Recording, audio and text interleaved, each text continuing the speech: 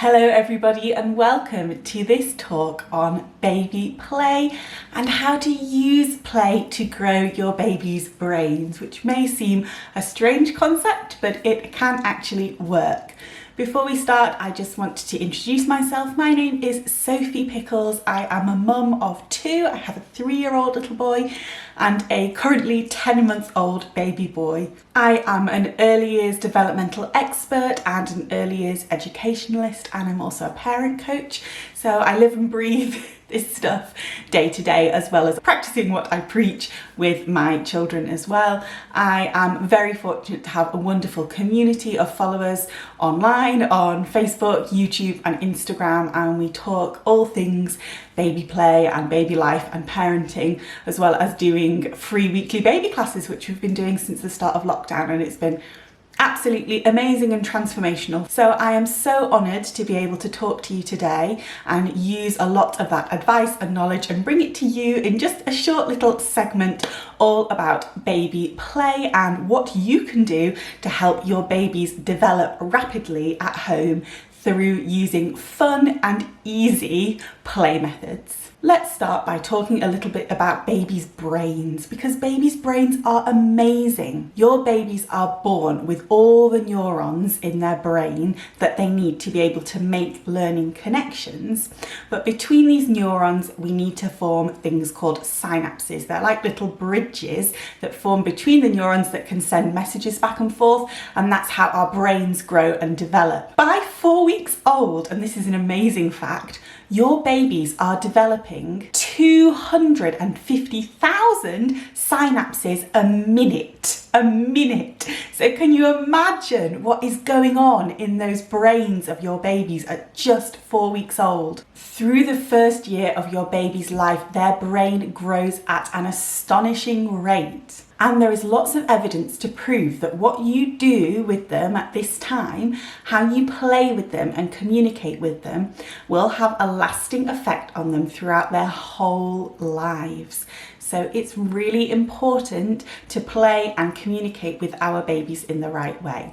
So here are 6 play ideas that are really easy to implement no matter what the age of your baby and will really help to boost their brain power. The first play idea is mirror play. Babies love faces and they are primed from birth to recognize the faces of those around them and those closest to them. It's because of this love of faces, of course, that babies love to play with mirrors, and it's really easy to implement mirror play at home. So you can use a baby safe mirror, a small baby safe mirror, and they are really easy to find on Amazon. But if you've got a mirror lying around, then that will be perfect to use as well. We often use old mirrors that come from charity shops, and I will either prop it up on the wall. You can also lay the mirror on the floor, and then a few different things that you can do with your babies are to either hold your baby up in front of the mirror so they're sitting up so they can sit on your knee and look into the mirror, or if they're a little bit bigger they can sit up independently and have a look into the mirror. This is a really great one for babies that are learning to sit because it gives them something to focus on. And then as they look into the mirror, put your face next to them so that they can see you as well. You can talk to them about what you can see. You can talk to them about their face. You can talk to them about your face. You can pull silly faces and make silly noises. Ultimately, your baby will just really love looking at their own reflection in the mirror. Now, something that people often wonder is, do babies know that they're looking at themselves? Well, the answer is no. Not until they reach about the 9-month mark. So until then, babies actually think that they're looking at another baby. They've got a little baby playmate, which is really fun, especially in this current climate where everybody's trapped at home, because you're automatically giving your baby another baby to play with. The next play idea that I have for you is lap rhymes. So what a lap rhyme is simply putting your baby on your lap, on your knee, while you sing to them or you say a rhyme to them, and we often bounce and move our knees as well. Lap rhymes are really great for lots of different reasons. They're brilliant for bonding because you get lots of eye contact, which babies love. They're great for communication because obviously you are talking or singing to your babies as you do the lap rhymes. And they're also really fantastic for physical development because when you start out, what you will want to do is have your knees bent like this, and you can lay your baby full body on your legs. And then as they get bigger, you can start holding their trunk, so holding their torso. And then as they get even bigger, you can just hold on to their hands or maybe even a finger, so they're supporting their whole body on your knee, and that really helps them to build their core stability and their balance, and those are all amazing precursors for things like sitting independently, of course, but crawling, cruising, walking, all those movement skills that are vital for babies as they grow. As you sit your baby on your knee to do lap primes, try doing some gentle bouncing of your knees, and you can do it more rapidly and vigorously as your baby grows, rocking from side to side or rowing backwards and forwards. They are all really fun and easy things to do with your baby. And of course, you can sing popular songs like Row, Row, Row Your Boat, The Grand Old Duke of York, or even songs like Pop Goes the Weasel. There are tons of lap prime songs, and if you Google lap prime songs, you will come up with a massive list of them. The next baby game to play with your baby, and it's one of our favourites and one of a lot of babies' favourites, is Peekaboo. Now, Peekaboo, of course, you can do with your hands covering your face in the traditional way, but what we like to do is use a sensory scarf to do Peekaboo. Sensory scarves are brilliant because they are translucent, which means of course that you can see through them, but you can't fully see through them.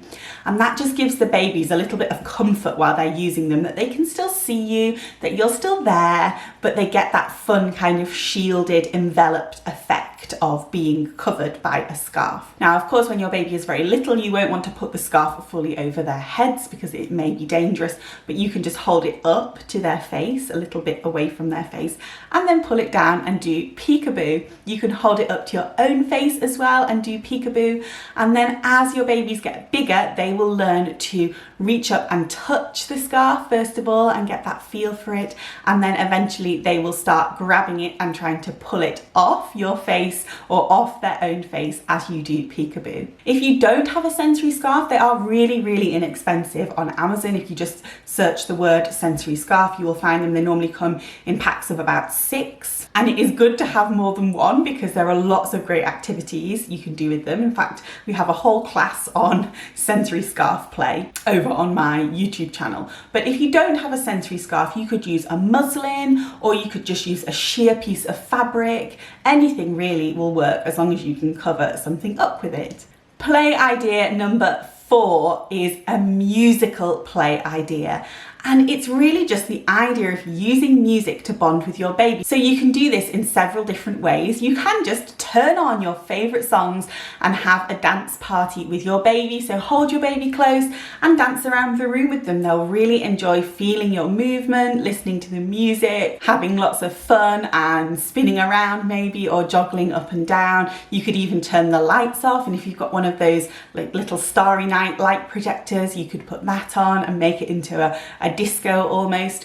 You don't have to listen to baby music or children's music, just put your favourite music on and your baby will love to listen to it, especially if you listen to it while you were pregnant with them. You could take this one step further by making your own instruments so that your baby can have a go at shaking or banging and tapping, or if they're younger, they can watch you shake and tap and bang. Now you can get musical instruments to shake and you can buy them again really easily online. I like the little mini maracas the best because they're great for babies to be able to hold in their hands.